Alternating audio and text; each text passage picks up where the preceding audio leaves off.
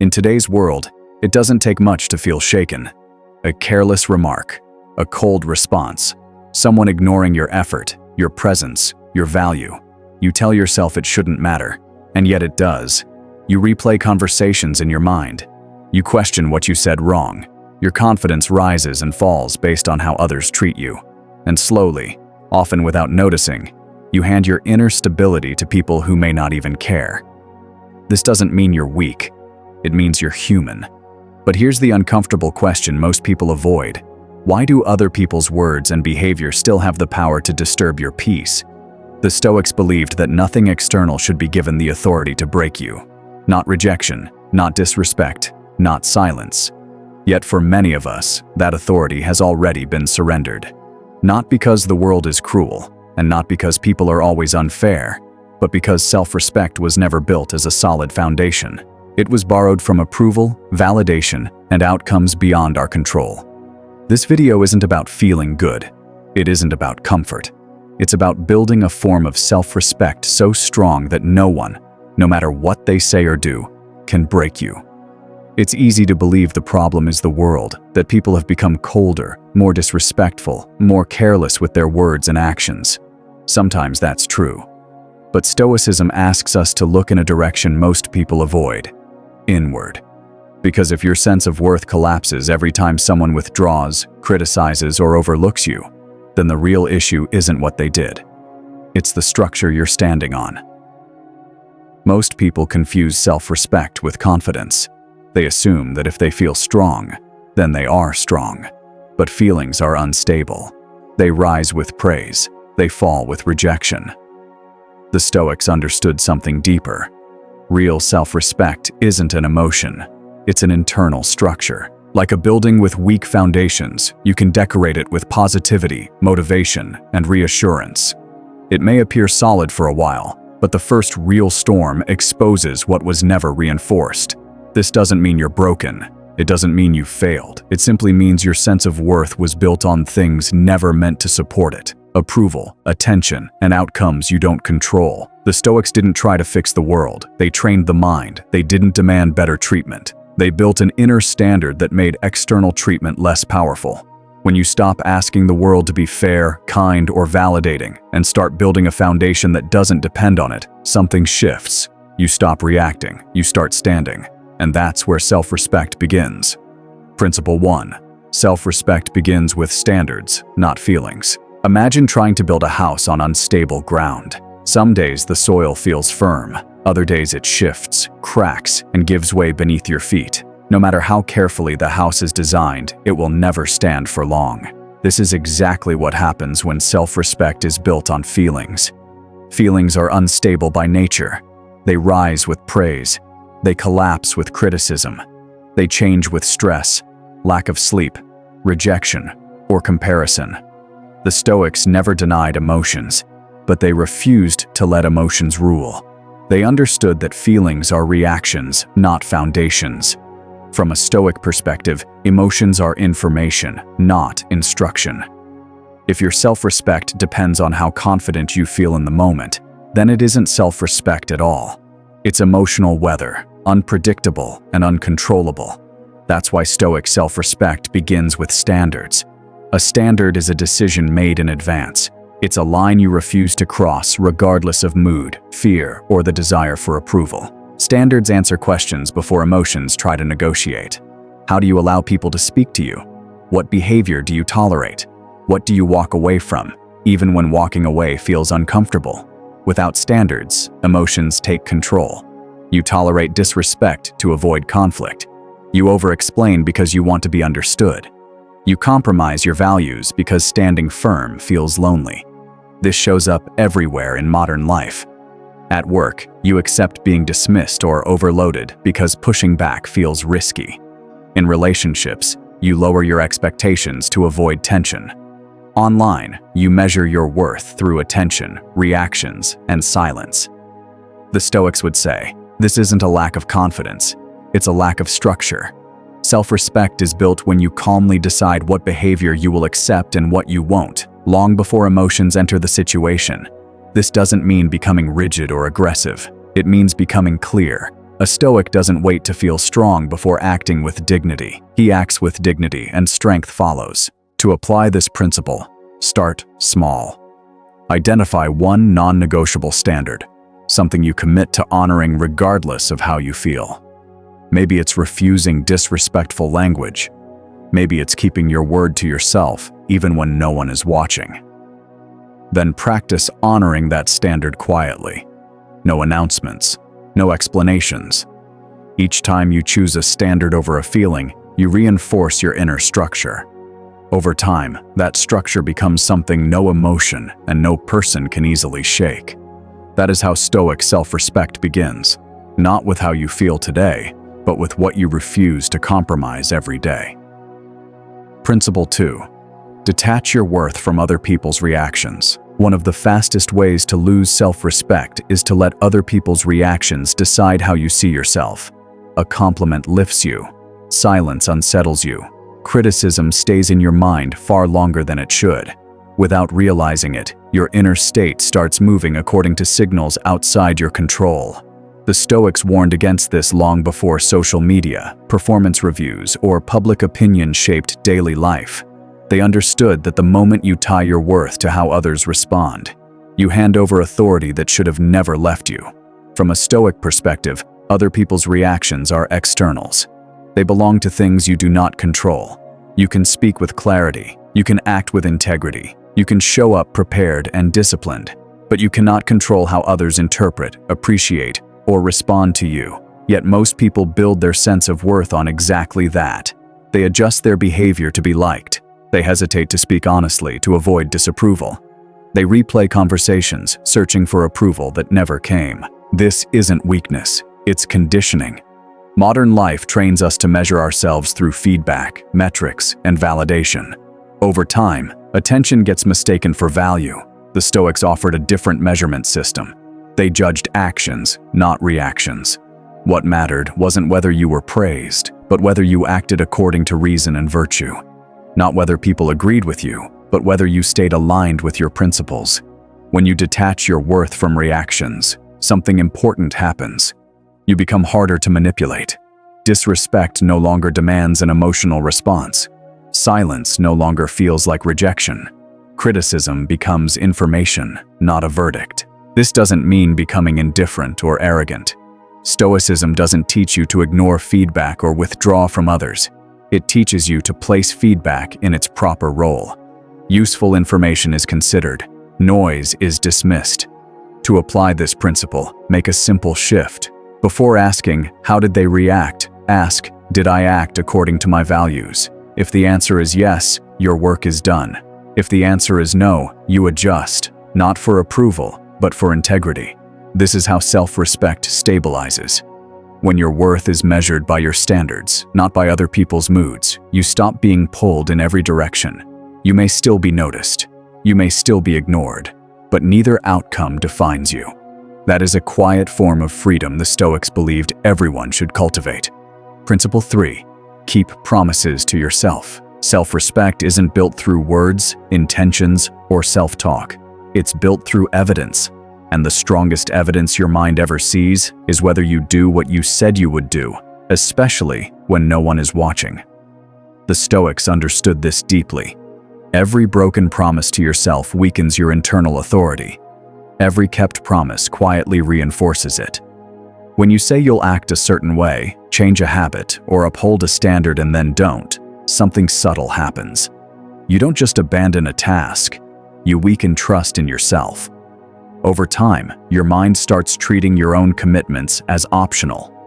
This is where self-respect erodes. Most people think self-respect comes from achievement or recognition. From a Stoic view, it comes from consistency. It comes from being reliable to yourself. Marcus Aurelius wrote his private reflections not to impress anyone, but to remind himself of the standards he was expected to live by every day. Stoic discipline was never about perfection. It was about follow-through. Modern life makes breaking promises to yourself easy. You set goals with good intentions. You delay them when motivation fades. You justify the delay because no one else is affected. But someone is affected. You. Each time you let yourself slide, You teach your mind that your standards are flexible under pressure.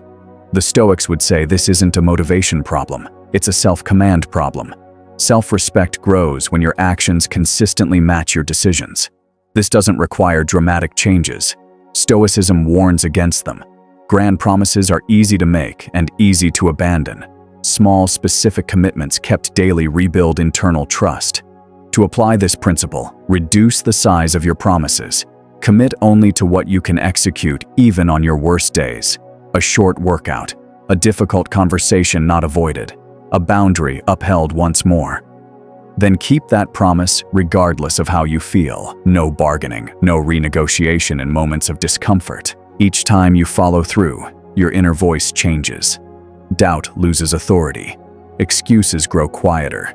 You stop needing external validation because you have internal proof. Over time, a shift happens. You begin to respect yourself not because you feel confident, but because you know you're dependable. That kind of self-respect lasts. It doesn't depend on praise. It doesn't collapse under pressure. It's built on a simple truth the Stoics lived by.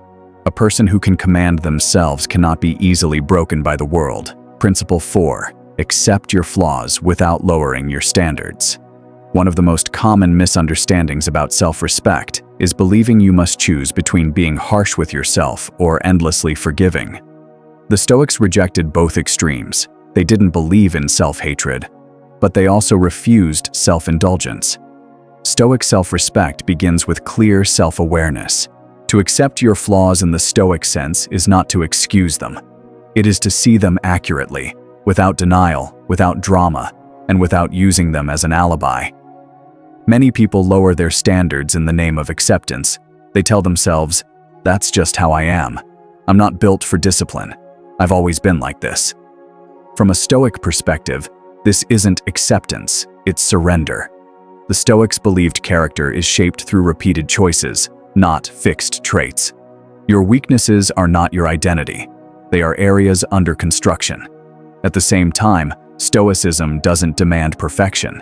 It recognizes that progress is uneven, discipline fluctuates, and failure is part of training.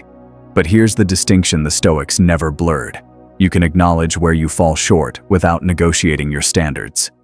Lowering standards may ease discomfort in the short term, but it always erodes self-respect in the long run. Modern life encourages this erosion. We soften expectations to avoid effort. We normalize habits that weaken us. We label avoidance as self-care and comfort as healing. The Stoics would say this confuses kindness with indulgence. True self-respect requires the courage to say, "This is my weakness, and it is still my responsibility." In practice, this shows up in simple but uncomfortable moments. You don't abandon your values because you feel tired. You don't excuse poor behavior because you had a difficult day. You don't redefine your standards downward to protect your ego. Instead, you respond with steadiness. You observe the flaw, you accept the setback, and you recommit to the standard. Not angrily, not emotionally, but deliberately. To apply this principle, separate self-assessment from self-judgment. Notice where you fall short without attaching shame. Then ask a Stoic question. What would the person I respect most do next? The answer is rarely dramatic. It's usually a small correction, a return to routine, a refusal to quit simply because progress feels slow. Over time, this approach builds quiet strength. You stop lying to yourself. You stop making excuses, but you also stop tearing yourself down. That balance, clarity without cruelty, is the mark of Stoic self-respect. You are not respected because you are flawless. You are respected because you refuse to lower the standards that shape who you become. Principle 5. Control what you can. Release the rest. Much of what breaks people emotionally has little to do with pain itself. It comes from trying to control what was never theirs to command. Other people's opinions, reactions, decisions, and timing. The Stoics identified this mistake as one of the fastest ways to lose inner stability. They divided life into two categories: what is within your control and what is not. Your thoughts, choices, and actions belong to you. Other people's behavior does not. Yet most emotional suffering comes from crossing that boundary. You try to manage how others perceive you. You replay conversations wishing you had said something differently. You resist outcomes that have already occurred. From a Stoic perspective, this isn't awareness. It's misplaced effort. Self-respect weakens when your energy is spent chasing control where none exists. The Stoics didn't teach passivity. They taught precision. They focused effort where it mattered and withdrew it where it didn't. When you try to control external events, you place your peace at their mercy. When you focus on what you can control, you reclaim authority over yourself. This shift changes how you experience difficulty. Rejection no longer feels like a verdict on your worth. Disrespect becomes a reflection of character, often not yours. Failure turns into feedback instead of self-condemnation. Modern life constantly blurs this distinction. Social platforms reward comparison. Work environments encourage over-identification with outcomes. Relationships tempt you to manage other people's emotions. The Stoics would say this confusion comes at a high cost. You become reactive, anxious, and easily shaken. Self-respect grows when you consciously release responsibility for what was never yours. This doesn't mean indifference or withdrawal from life. It means clarity. To apply this principle, practice a simple Stoic pause. When something disturbs you, ask, "Is this within my control?" If it is, act with discipline and intention. If it isn't, let it go, not emotionally, but mentally. This takes practice. Your mind will resist. It will argue that control equals safety. But over time, something shifts. You stop exhausting yourself over outcomes you can't command. You stop reacting to every external movement. Your energy becomes focused, deliberate, and grounded. And with that focus comes a quiet form of self-respect, because a person who knows exactly where their responsibility ends cannot be easily manipulated, provoked, or broken. That was the Stoic aim, not to control the world, but to remain unshaken within it. Principle 6. Live according to values, not validation. The final foundation of unbreakable self-respect is simple, but difficult to practice. Stop living for validation. Start living by values. Most people don't realize how often their choices are guided by the hope of approval. They soften their opinions to avoid tension. They adjust their behavior to be accepted. They delay difficult actions until they feel supported. Over time, this habit trains you to look outward for permission before acting. The Stoics saw this as a quiet loss of freedom. When your actions depend on validation, your sense of worth becomes conditional. It rises when you're praised and collapses when you're ignored or criticized. Stoicism offers a different axis to live by: values, not validation.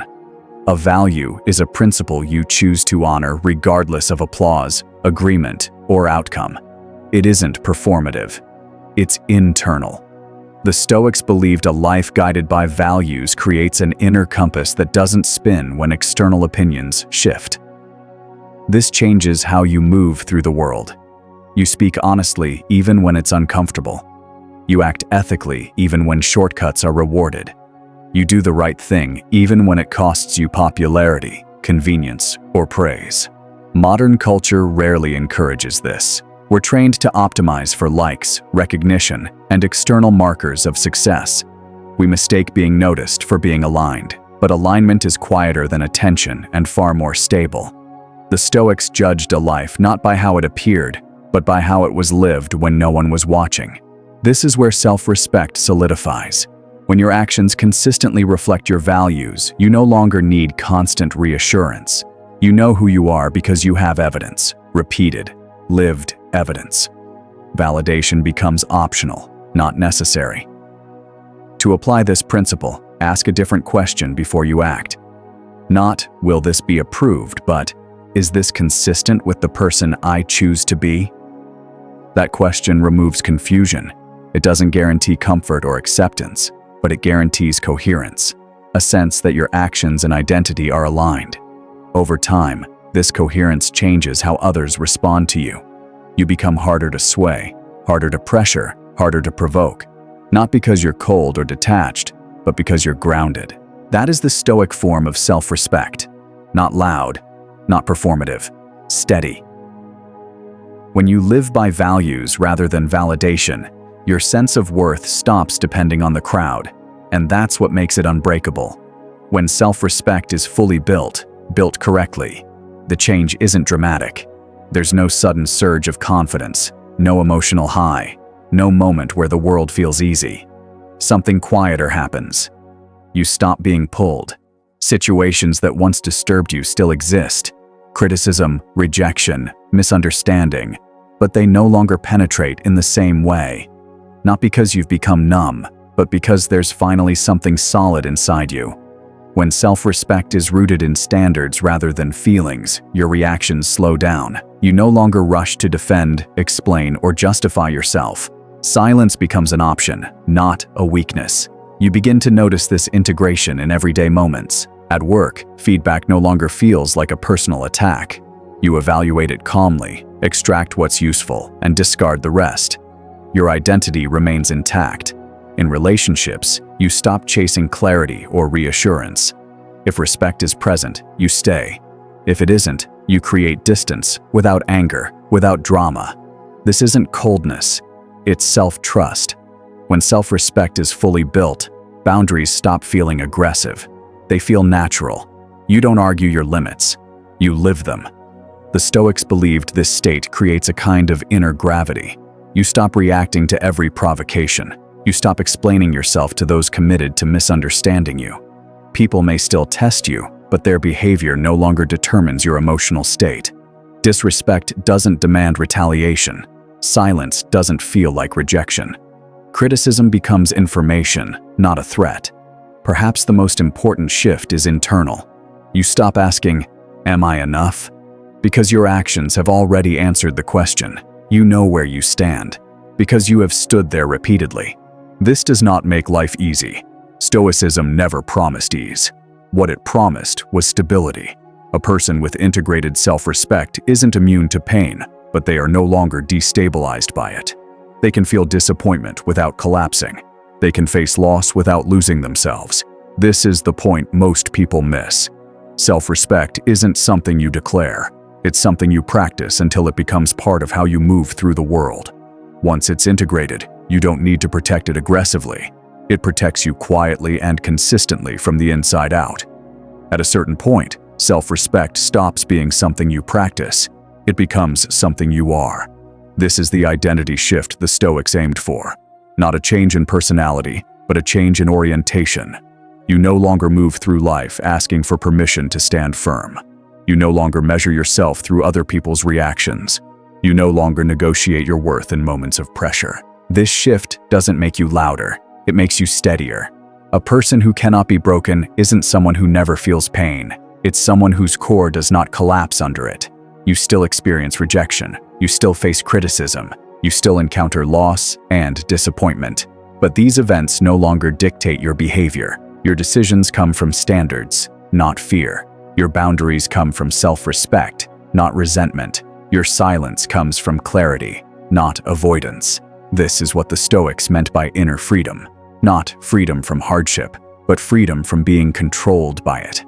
As this identity settles in, something else changes. You stop explaining yourself unnecessarily.